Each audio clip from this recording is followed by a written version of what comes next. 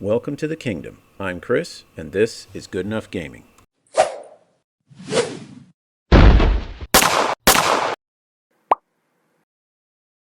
Hello everyone, and welcome to this, the last video in my series comparing one-page rules and Games Workshop. Today we're going to be looking at rule sets and learning curves, examining how difficult it is for new players to get to a point where they can participate in a game on their own. Now, all of us need to look up the rules every now and then, but how difficult is it to become fluent in a game system? Now, before I jump in, I don't want to imply that a complex game with lots of rules is necessarily bad. Too little complexity makes a game boring.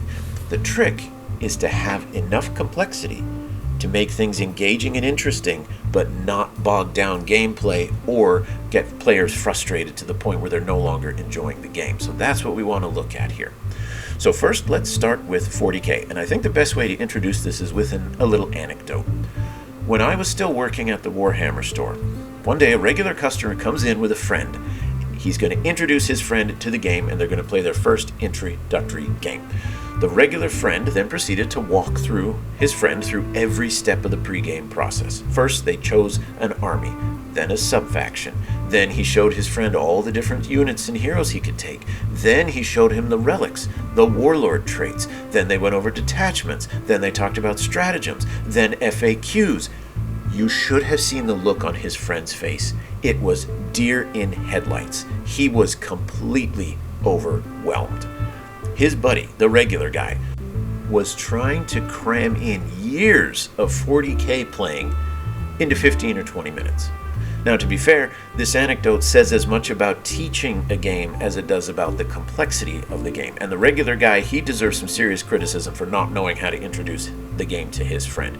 But he did a terrible job of it, and you could see his friend had rapidly lost interest in it. He was drowning. That's why, as a bit of a side note here, I have plans to make a short video, or maybe even a small series about how to teach wargaming to a friend, how to introduce them to a game that you want them to play. All of us would be super excited to have someone close to us join the hobby, but we get so excited that we forget they're new to it, and rather than meet them where they are in the game, we expect them to rapidly jump to where we are in the game. So keep an eye out on that video, or to come out sometime in the future. Okay, so back to 40K now. 40K has lots of complexity. That's not good, that's not bad, it just is. Players who want a game with lots of complexity in the form of rules, list restrictions, game mechanics, and so on will really enjoy it. Players who want something simpler might find it a bit cumbersome. Over the years, Games Workshop has made 40K more and more complex. They've added rules for psychers, aircraft, detachments, stratagems, sub-factions, so on and so on. And by the time we got to 8th, 9th edition is when we started seeing regular FAQs and updates coming out, constantly changing rules, point values. Then we saw the campaign books, which added more stratagems, more detachments. And at one point, with 9th edition, it wasn't unusual for a player to need 3 books, several PDFs, and some kind of app just to be able to build the list and play the game. That's why with 10th edition, Games Workshop promised to be simplified but not simple, and in some ways they did. For example, the psychic phase is gone. The standalone psychic phase has been doled out among all the other phases. Psychic powers are now either aura bubbles or shooting attacks or something like that. There is no more psychic phase. Okay, so that sped things up a little bit. Stratagems. They have reduced the stratagems, at least sort of.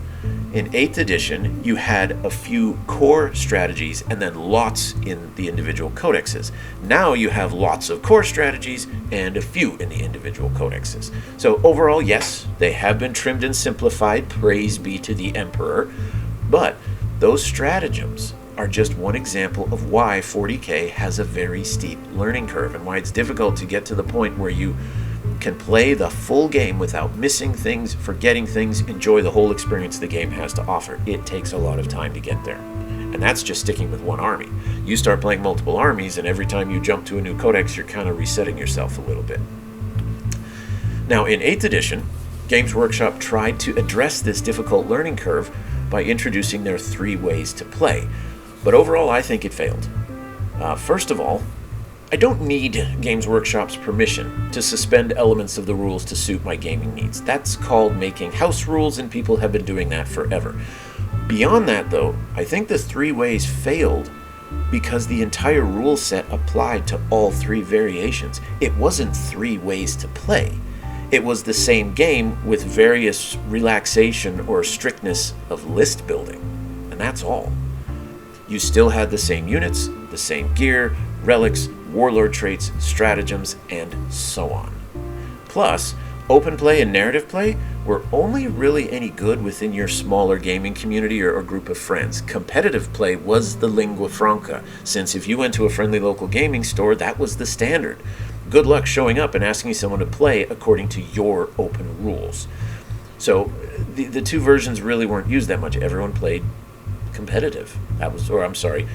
Matched play. But, same thing.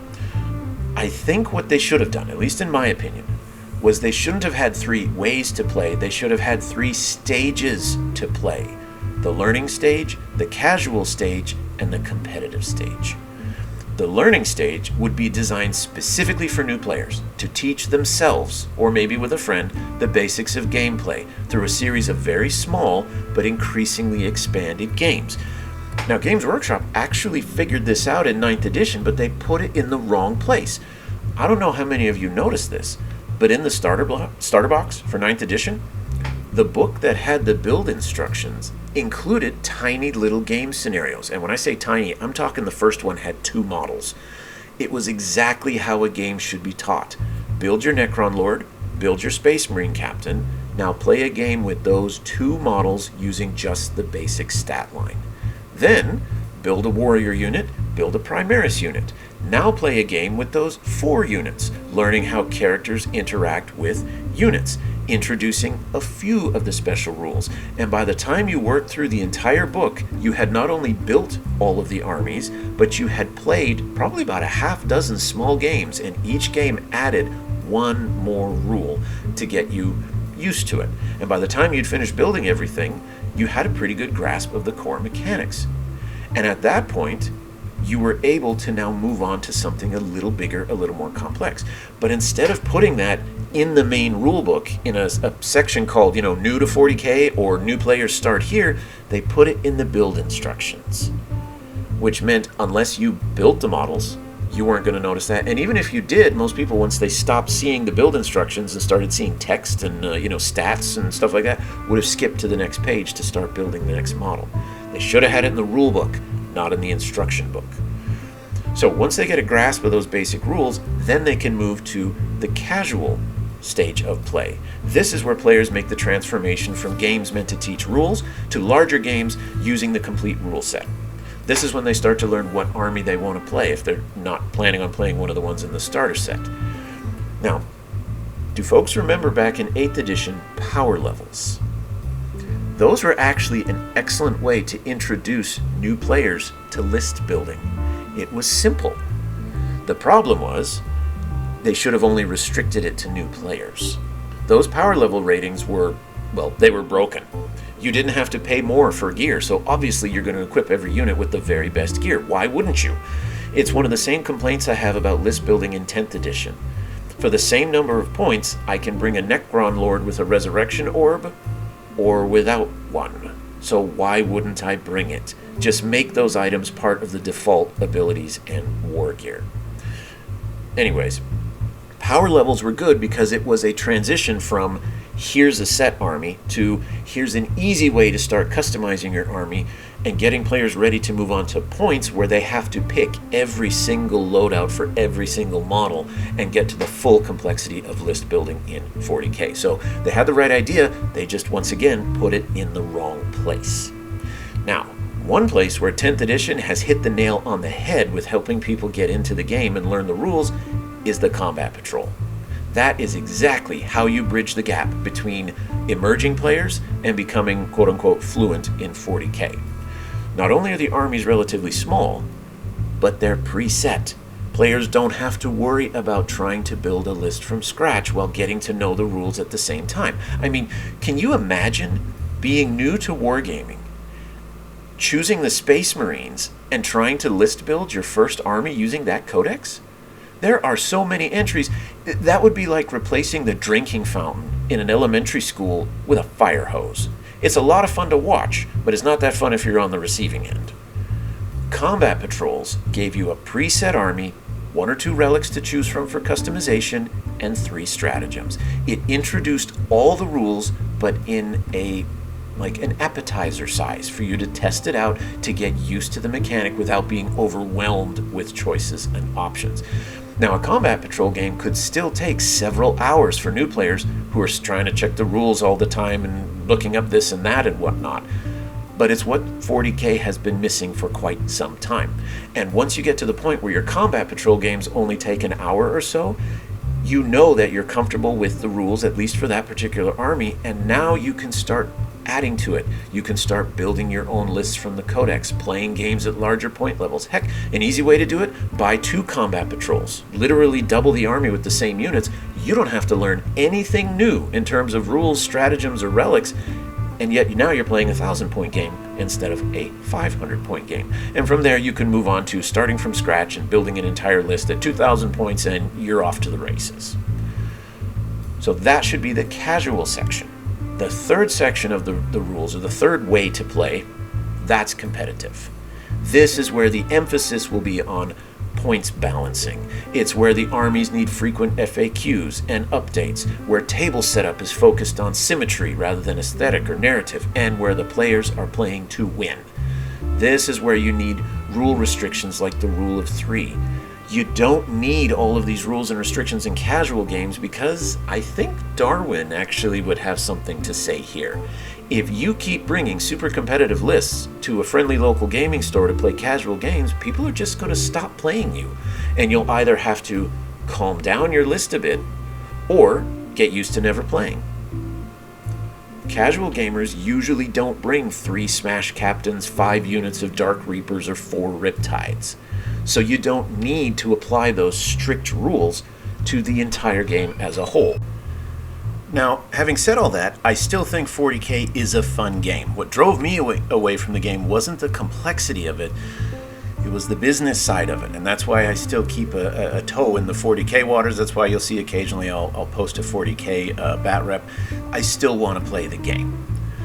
I wasn't always a fan of every rules change that they made, but in general, I thought the complexity was enough to enrich the game.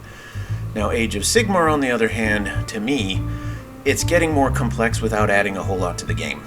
By adding the organizations, the command points, the other changes, yeah, it's designed to keep the game interesting by having both players active during both terms, but you know another way to do that?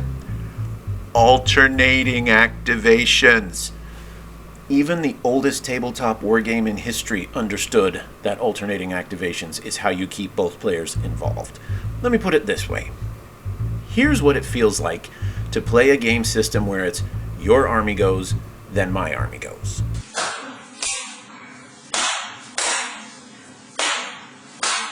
Here's what an alternating activation system feels like. I quit playing Sigmar after a couple games with the new rules. To me, the new rules simply slowed down the game, and it didn't feel like it was adding depth, just bulk. So now let's move on to one-page rules, because while Games Workshop pushes the limits of complexity, one-page rules seems to be going the opposite direction. It's very simple. At least coming from Games Workshop, it's very simple. So if we look at, for example, a 40K data card, it has 6 basic stats in the stat line, 7 if you count invulnerable saves. One-page rules has 2. That's it. 2. Now there are special rules that can adjust those stats, but that's a lot less daunting to look at first sight, 2 versus 7. At the same time, it's not as simple as it might appear. Let's take a second look at it here. Let's compare a one-page rules unit card with an Age of Sigmar unit card, and I think we'll see that it's not as different, it's just a little more efficient. So an Age of Sigmar card has your 4 core stats, then a weapon list, and then finally the special rules. One-page rules has 2 core stats, then a weapon list, then the special rules. What one-page rules has done is moved some of the stats to general rules. For example, units in one-page rules don't have a move stat because there's a universal movement that all models have. And then if anything is going to speed up or slow down that, there's a special rule that includes it. Likewise with wounds. Age of Sigmar lists the specific number of wounds that each model has, but in one-page rules, it's a default that all models have one wound unless they have the tough special rule. So if you think about it, once we account for that, one-page rules has the same number of basic stats as Age of Sigmar. They've just relegated half of them to a general rule that therefore doesn't need to be mentioned on the card, and hence the card looks simpler even though it contains the exact same amount of data. Now, there is one very significant difference between one-page rules and Games Workshop, and that's the wound roll. Age of Sigmar has the wound roll fixed into each weapon, and 40K uses the strength toughness mechanic.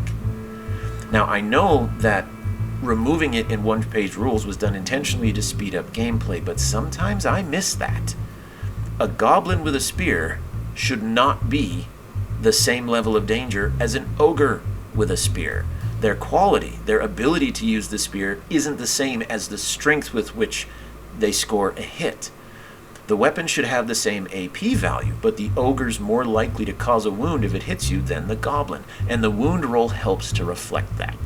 Now, that doesn't necessarily mean I want OPR to introduce a wound roll, because that would introduce more rolling. It would literally double the amount, or I'm sorry, add 30% to the amount of time it takes to do rolling in combat. So I like the element of it, and at times I think it's called for. So the question is, how do we balance the two? This is where I'm actually going to shift gears a bit to a different gaming system some of you may be familiar with. I am very eager to try out Mini Wargaming's Ravaged Star.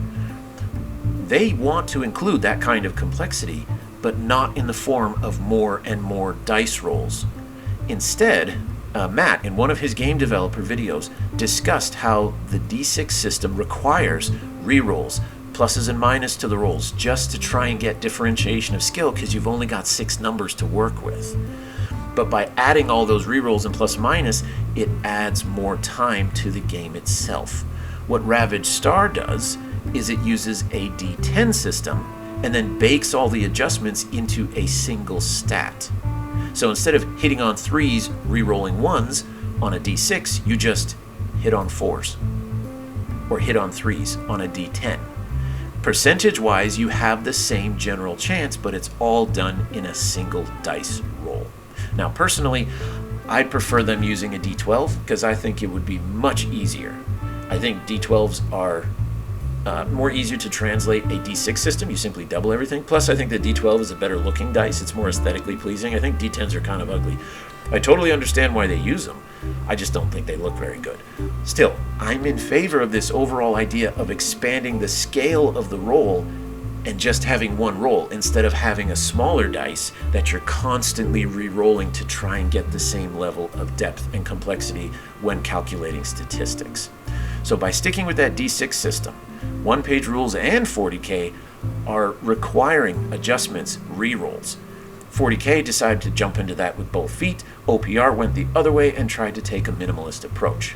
Now, the one thing one-page rules does, which I do have a bit of a complaint about, is counting a 1 as a failure all the time and a 6 as a success all the time.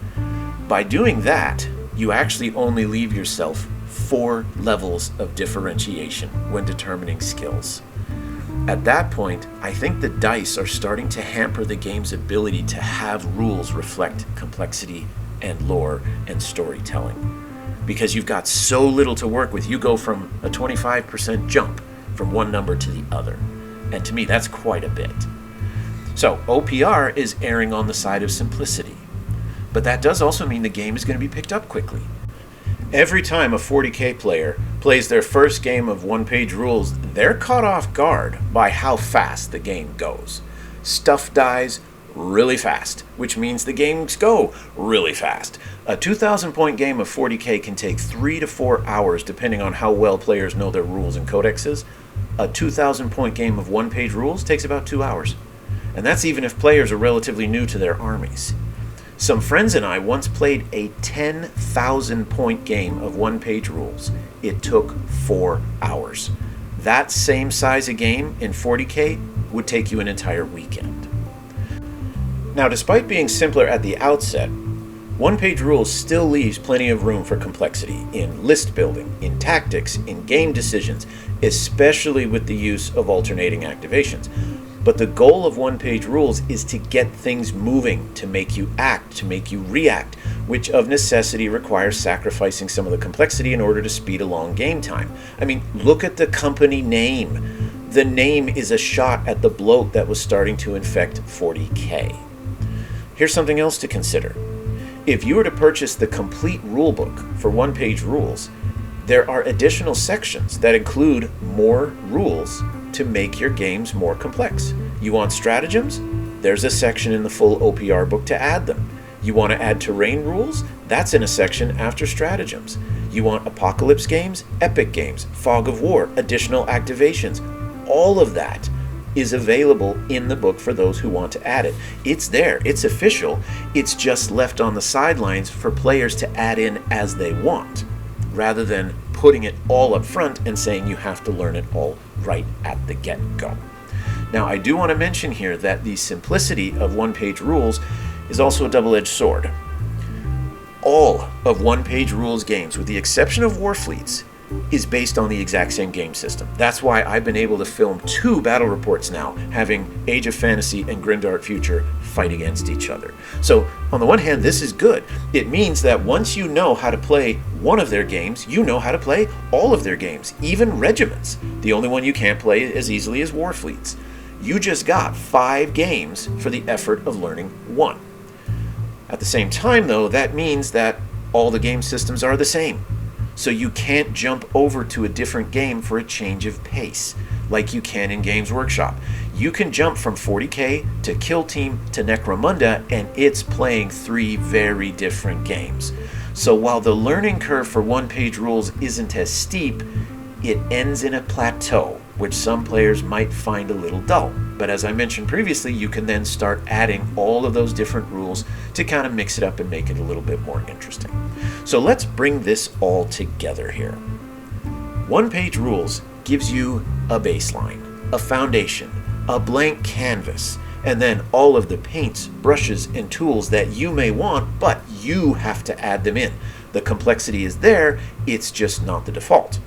Games Workshop, on the other hand, presents you with a complete game with all of the intricacies and complexities already included, but you can't remove them, or at least not all of them. Yes, you could leave out stratagems, for example, but you can't take out wound rolls. So what it comes down to is a personal preference and how much do you want to be able to control what's added or subtracted from the game itself. One-page rules is like a buffet. You're given an empty plate and you're told, take what you want and put it on the plate. Warhammer gives you an elaborate Thanksgiving Day feast, but you have to eat all of it. You can't leave out a dish here or there. So, like I said, it comes down to personal preference. There are times when I do want to play a game of 40K because I want something more complicated. But there are other times when the focus of my game, I want to just kind of throw dice and have fun, and then OPR is much more my wheelhouse for that. So, in the end, it's up to you, as it has been throughout this entire video series. Don't let anyone ever tell you that you shouldn't play this game or should never play that game. For me, I know that one-page rules may not be the most popular tabletop war game in the entire world, but for me, it is absolutely good enough.